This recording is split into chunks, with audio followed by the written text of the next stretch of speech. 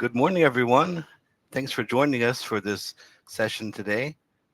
My name is Daniel Clow. I'm Director of Marketing at TDengine, and we have a great webinar planned for you about handling battery telemetry data at scale with TDengine. We have two excellent presenters for you today. First is Jim Fan. Jim is the Vice President of Product at TDengine, and he'll be giving you an overview of how TDengine can work in a EMS or battery storage scenario. Then after that, we'll have a live demo presented by Joel Brass, and Joel is our solutions architect at TDengine. So I hope you're as excited as I am to see this. With that, I think I'll hand it over to Jim, and we can go ahead and get started. All yours, Jim. All right. Thank you, Daniel. Thanks for the introduction. Hello, everyone. Welcome to today's webinar. So like Daniel mentioned, we'll talk more about how TDengine is being used to handle the battery telemetry data at scale. So to start with, I'm going to give you a quick intro of our agenda today. So we're going to start talking about some of the top data challenges that we've seen working with over a dozen battery storage companies worldwide. And the second after that, we'll talk about some of the key metrics that people should care about when they're selecting a database to handle the data coming from the battery storage system. And after that, we'll talk more about how TDengine is used by over a dozen battery storage companies in the world. And after my presentation, I'm going to hand it over to Joe. So Joe will do a live demo of running a TDengine instance in AWS EC2 and ingesting, production data, production battery telemetry data. We'll show you some of the results, some of the metrics, the performance, and then we'll open up for Q&A. All righty. So first, why talk about battery storage? That's a pretty niche application for a time series database, right? You might think. So the reason why we want to talk about that for today's webinar, there are two main reasons. First, the battery storage system industry itself is growing rapidly. And second, there's a unique data challenge that comes with that, is that it generates enormous amounts of data. And those are the two primary reasons we're focusing this topic for today's webinar.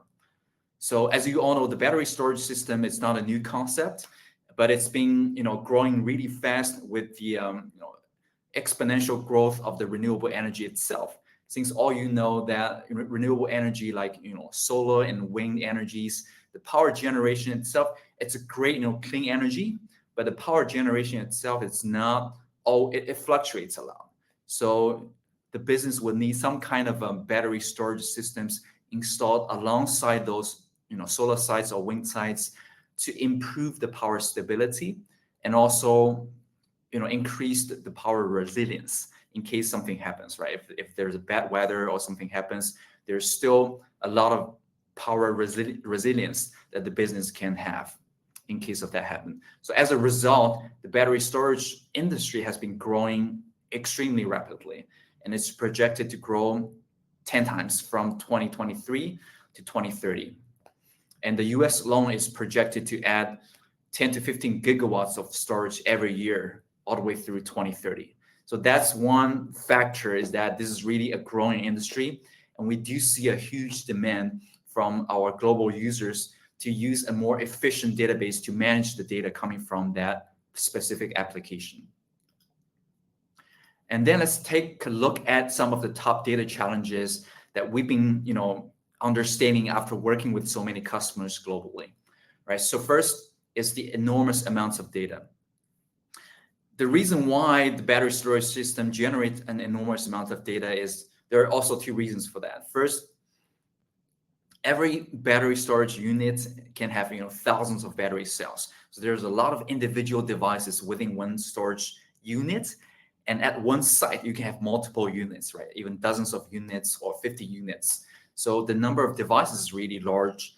And the second is, for all those battery cells or devices, it generates data at a high frequency, usually at a second level, compared to if you're talking about a solar panel or solar system, usually that's a minute level sampling frequency. But for battery, for warranty reasons or for various reasons, the data is generated at a second level.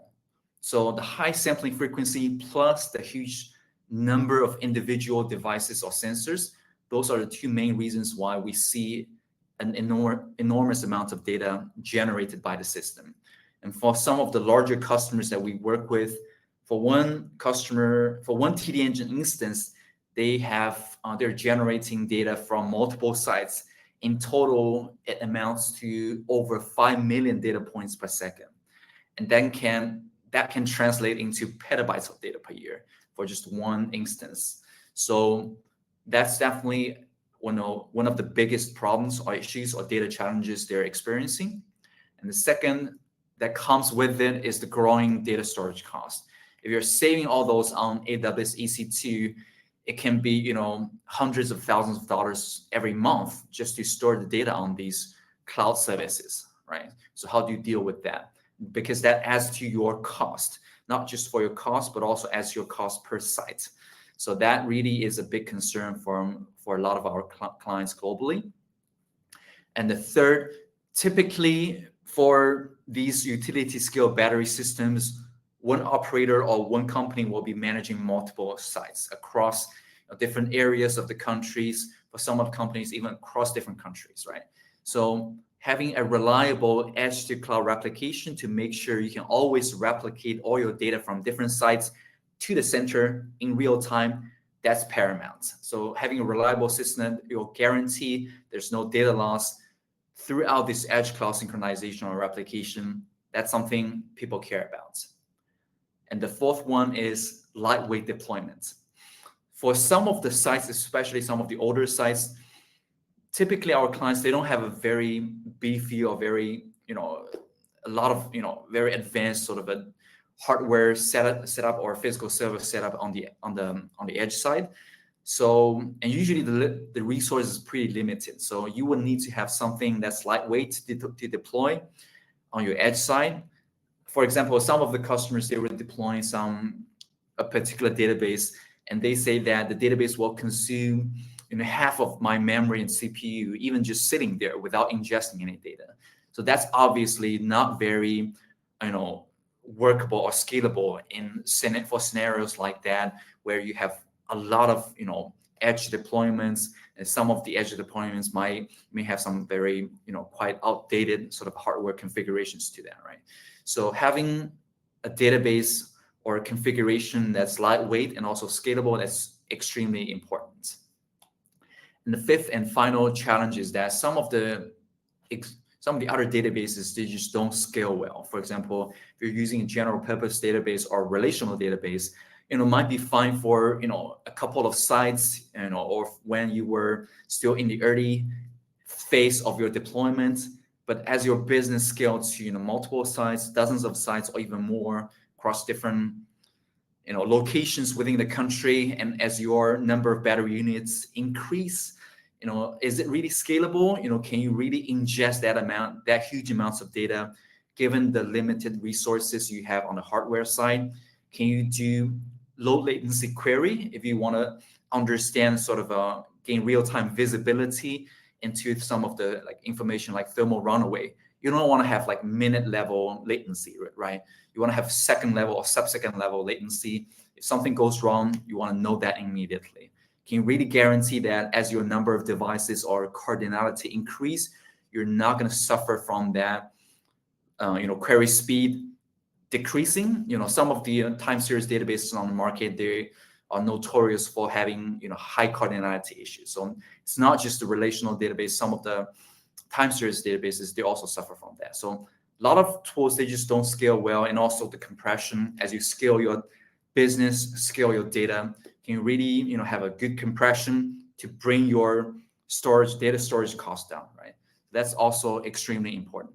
So to sum it up, the thing that people are looking for, the key attributes is, you want to have a lightweight, high performance, and scalable database to help you deal with that large amounts of data that you're generating from your data storage, from your battery storage system. And accordingly, or in correspondence to that, what are the key metrics that you should be looking out for when you are evaluating a database for battery storage system or for any of those sort of a high frequency telemetry data gathering, right? So first and foremost, very important, what is the ingestion performance? given the limited or given a confined computing resources, how many data points can you ingest within 1 second? Very straightforward. What is the query latency and concurrency? How many users can do the query at the same time?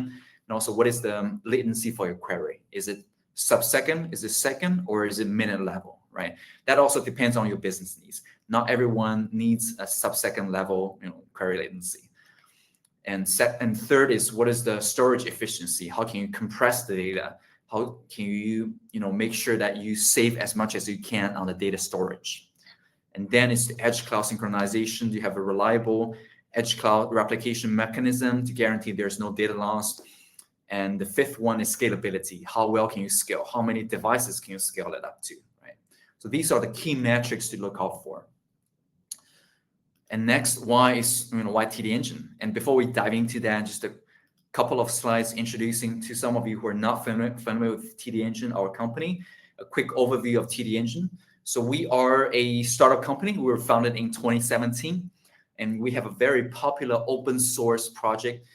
It's on GitHub, and now we have over 23,000 stars on GitHub and over 4,900 forks as well. So it's very popular. It's being used by over, it's being downloaded and installed by over 750,000 people around the world across 70 countries worldwide.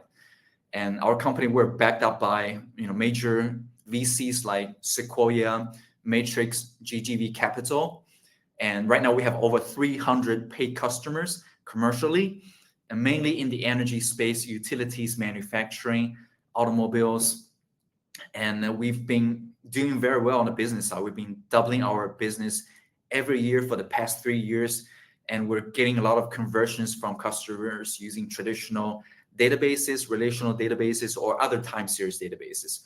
Or a lot of data historians users are switching into a high performance, lightweight tool like TDengine. We have offices in North America and Asia, over 100 employees and over 60 full-time developers. And these are just a selection of all the clients we work with globally. Some of the big brand names you are familiar with, like McDonald's, Siemens, GE. We're also working with some of the very big battery, either battery manufacturing, battery storage systems, or battery operators across, European countries, Asia and North America.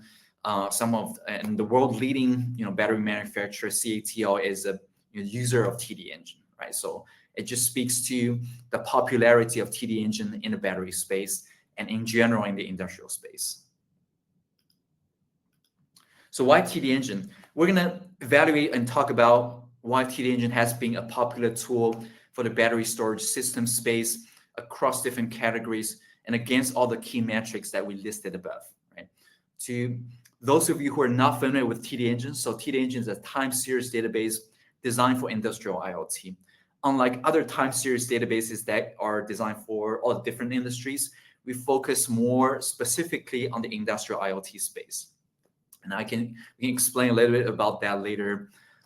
So we support a number of industrial protocols like MQTT, OPC, right out of the box, right off the shelf.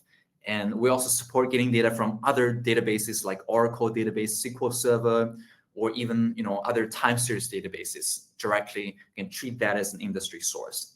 And when the data is in TDengine, we support JDBC and ODBC connectors. So it's super easy for you to connect TDengine with another analytical tool or visualization tool.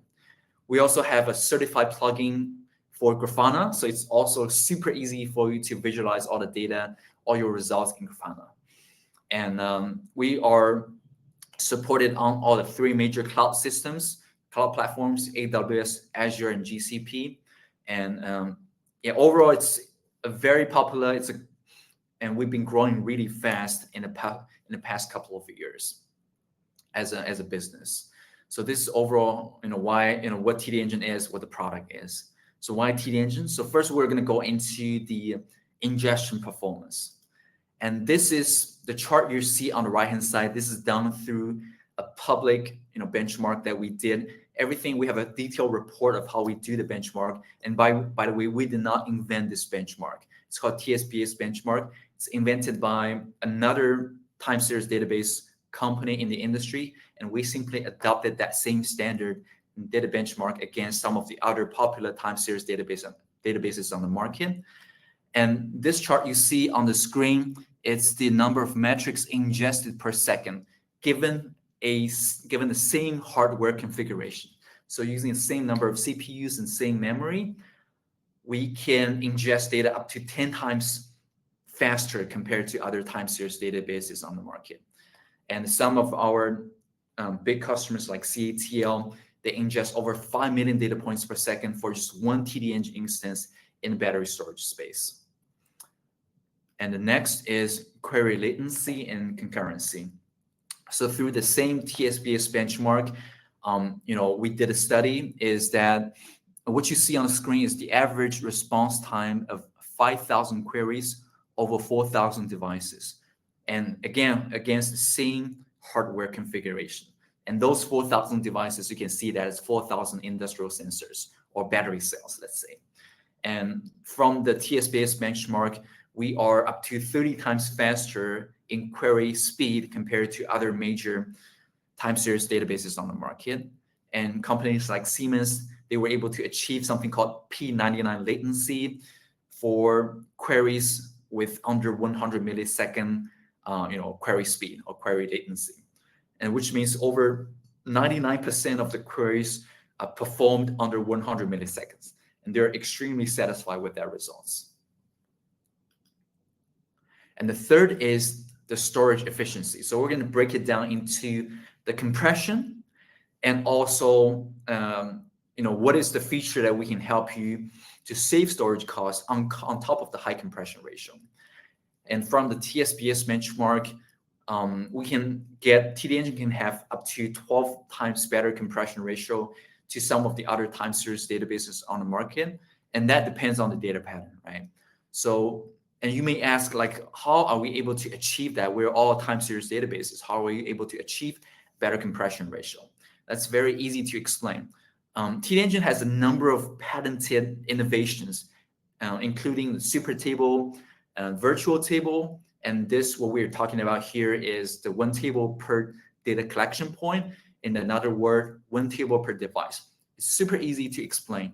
That's one of the reasons why we're able to achieve a better compression ratio. So just imagine you're having smart meters, or you can treat that as battery cells or solar panels or inverters, anything you can think of. So traditionally, with other time series databases, they can be putting metrics or data from different devices into one table. What we do is that we simply break it down. So for data coming from one device, we have a dedicated table for that. And the reason why we do that is mainly because the way how we do compression. Because all time series databases you see on the market, we all use columnar storage, which means we save data column by column. And almost if you look into the details of the compression algorithms from different databases companies, time series database companies, you will find that almost everyone uses something called delta encoding, which means we don't save all those data within one column, all those numbers in detail. We save the first number of first value, and then the delta between the second one, first one, and the delta between the third one, second one, and so on and so forth, which means we only save the variation in the first number. And in that sense, the smaller variation you have, the better the compression ratio is. And what we observe is that if you're putting data coming from different devices into one table like this, you will tend to have a higher variation within one column. For example, the current or voltage, it can have larger variation. But if you're putting data from different devices into different tables, it usually leads to a smaller variation within one column, and that can lead to a better compression performance overall. And that's why we are able to achieve an even better compression performance, even compared with other time series databases. But that will depend also on the data pattern. If the data coming from different devices, they all have very similar range, then you're not going to see a big discrepancy between TDengine and other time series databases. But if the data pattern, they vary from device to device, then you will see a better compression performance of TDengine compared to other time series databases. And that compression improvements or the way how we organize the data is also a very important reason why we are having this better ingestion and better query speed compared to other time series databases on the market. Okay, so on top of this compression performance, we also have this tier storage to further reduce your storage cost. What it does is that for the data that you don't query very often, for example, you only query like data for the past 7 days, but you don't really care about data, beyond 7 days. What you can do is that we can help you move these older data automatically to a cheaper and colder storage, like from RAM to SSD, from SSD to HDD, or from HDD to S3. This way you can save, really, it can save you a lot of data storage costs, especially for long-term storage, right? And the good thing is that even if you want to query that data later on, you don't have to worry about where the data is. We'll help you locate these data automatically. So from a user's experience perspective, it's just as if the data is saved in one place.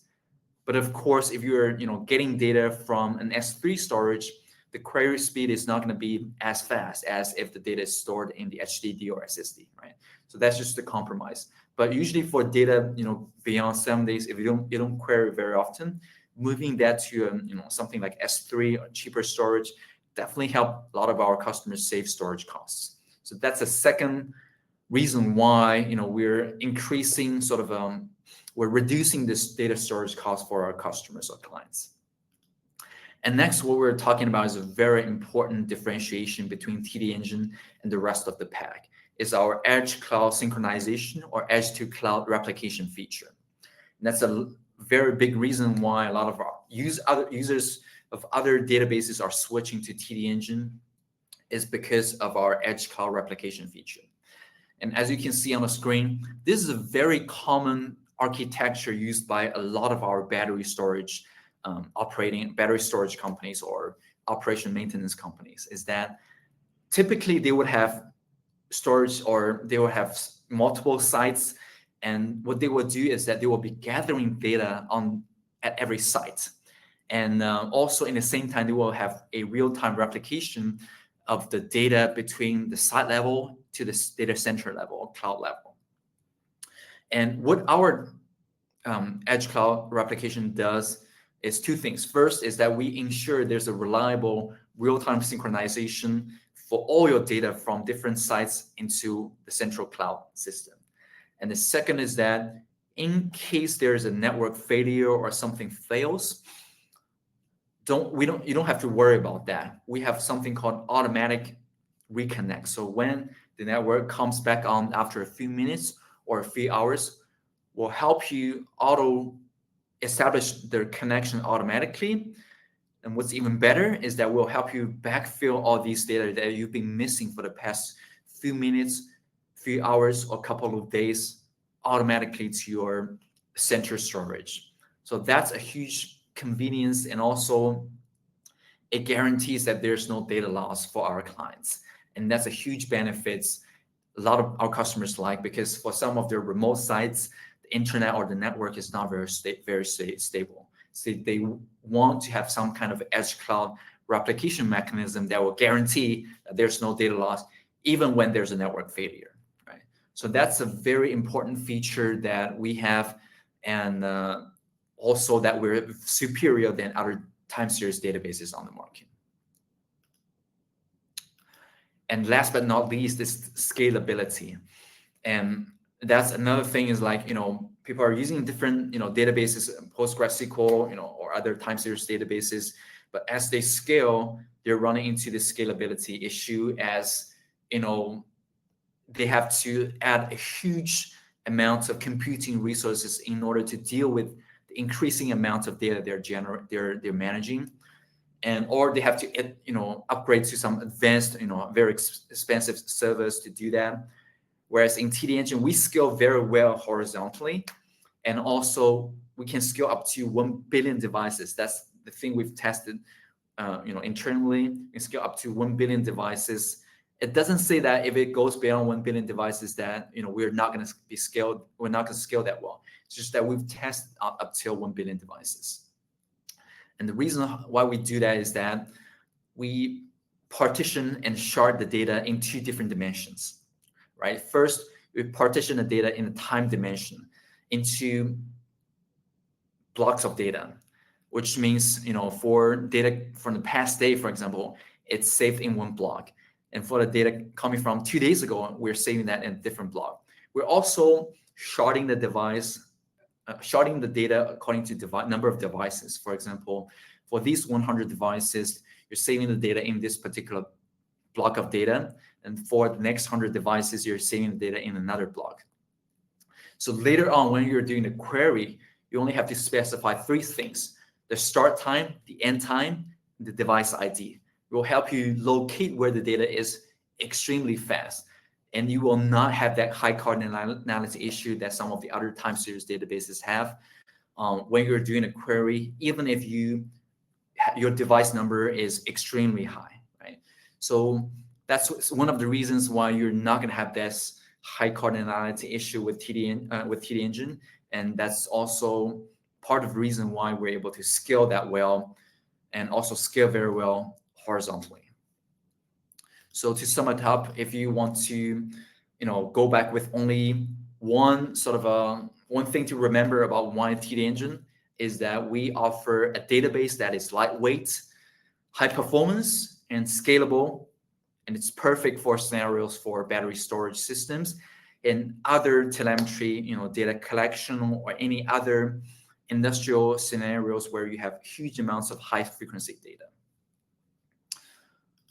Okay, so for TDengine, what are the deployment options? So we have both the on-premise configuration and also we have the fully managed SaaS version of TDengine. And for our fully managed SaaS version of TDengine, we have, we're certified for both SOC 2 and also for ISO 27001 and ISO 27017. We're certified for all those standards globally. So there's no worry for data security and data compliance wherever you are operating your business from. Okay. All right. So that's pretty much my part of the presentation. At this point, I'm going to pass the presenter over to my good friend, Joe. All right, Joe, take it over. All right. Are we ready? Let's throw this browser on. I turn off, plus this one in. Awesome. And all right, so this is our pipeline, our testing infrastructure that we have set up for the EMS testing. This is a GitHub Actions pipeline that we have set up to make a repeatable test to test the throughput of the infrastructure. And just before this, I kicked off a couple of runs to make sure that it would be running during the demo. And here we have the pipeline that we've set up to run the infrastructure. The first half of it here, all this is really for setting up the instances, the MQTT instances, the edge instances, and the center TDengine database. But the meat of the testing happens here in the test and report job. And what this is doing is sending our battery data through to the center DB. So this is a diagram of what the infrastructure we've set up. We have 2 different MQTT brokers that are sending data to 2 different TDengine edge nodes, like you might have different physical battery centers. You can have different databases for each battery center, and then those are going to be stored in a centralized DB for storing the data all together in a centralized location. And then from there, you can connect your reporting tool up to the centralized database.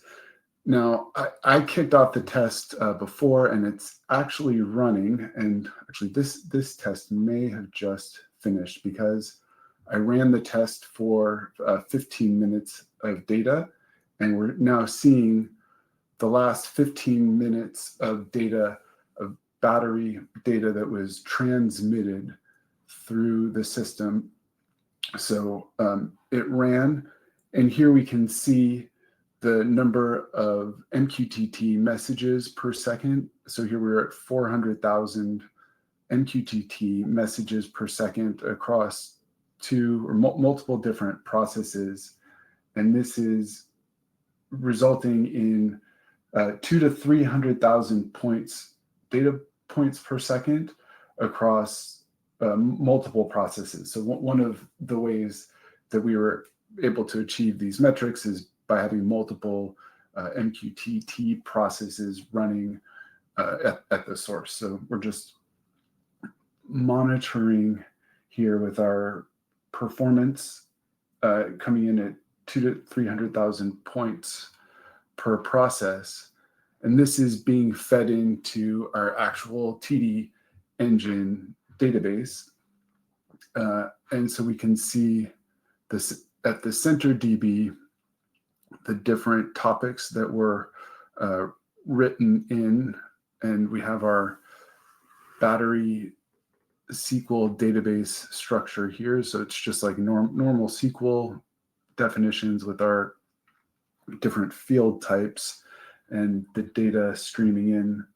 I was doing a little bit of verification here. So the numbers, we've got the 34,000 rows that have been inserted, and our performance reports generated multiple performance reports, and these reports come out at the end of the pipeline, the GitHub pipeline run. So this is a public repository. This is something anybody can come and view, either my fork or the TDengine public version of this EMS repository. And you can fork this yourself and run it yourself. We're actually going to be hosting a workshop in about a month where you'll be able to do this hands-on yourself. We'll help with the infrastructure, or you can even test it in your own infrastructure. That was really one of the points of setting this up, was to create a test, a series of tests and test cases that our customers could run in their own environment if they wanted to and needed to for the real proof in the data and throughput. I've also got a deep dive on some of our previous history. So here's just a history of us running the tests. Yesterday I had a pretty good run at about 400,000 data points per second. That's, we're averaging 300,000 to 400,000 data points per second, but even tweaking some of the settings, we've gotten it up to 800,000 data points per second.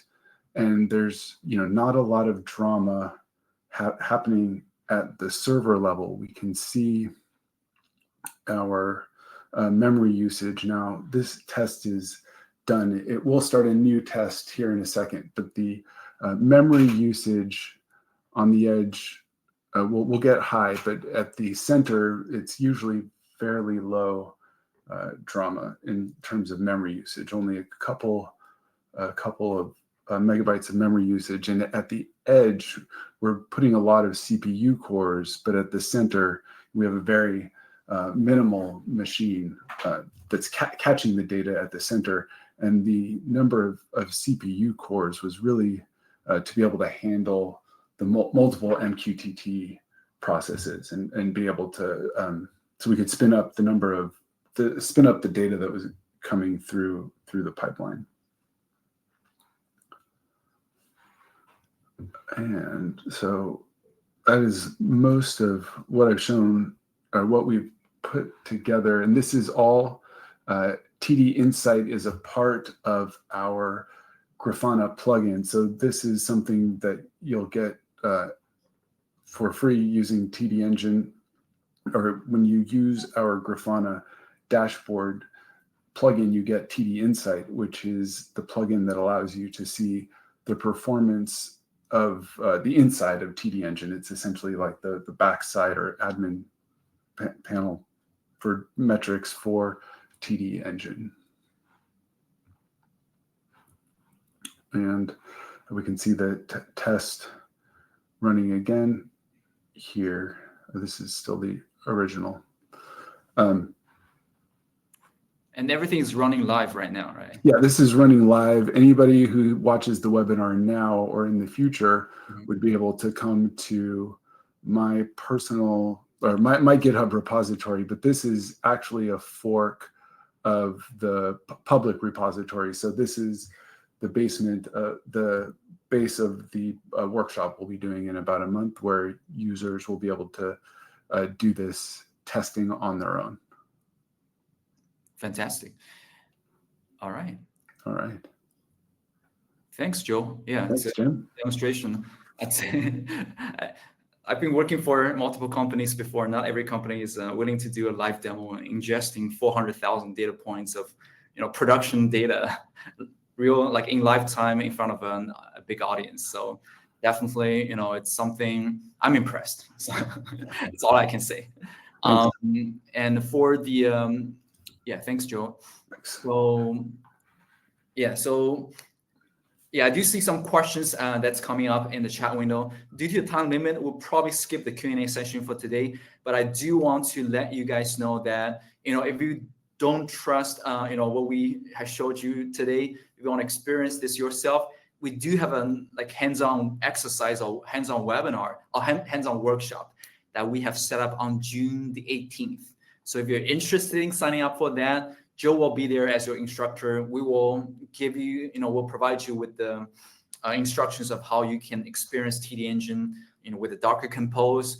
We'll probably also, give you some kind of a tool that you can experience the high volume data ingestion during the workshop. So that's definitely a very exciting workshop to have. You also, learn a lot more about the common architecture that we are working with our customers on. How do we apply TDengine in the sort of multi-site and edge cloud application, edge cloud replication sort of a scenario and application? What is the architecture we typically set up, and how we deploy TDengine in different scenarios? So there's a lot of really good contents for you to learn, not just more about TDengine, but in general, how to deploy a high performance database for your particular application. So definitely, sign up for that, and you can scan your QR code.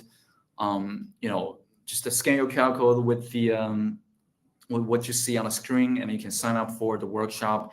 It will be an interactive one, so it's not going to be like us talking to you all the time. So we'll be able to see your face, you'll be able to see our face, and everything will be conducted. It's online, but it will be in a very interactive way. Okay, so if you're interested in experiencing TDengine or how we are helping different clients deal with this sort of a high frequency, high volume data performance issue, definitely, join the webinar. We look forward to seeing you in the actual workshops. And I do see a number of questions, and thanks for all your, interest in TDengine. We'll definitely follow up with every one of you after this session. And so thank you everyone for joining and participation. And thank you, Joe, for your very interesting demo. Thanks, Jim. Yeah, thank you. We'll hope to see you guys again later, and then have a great day. Have a great evening, everyone. See you guys again next time. Bye. Bye.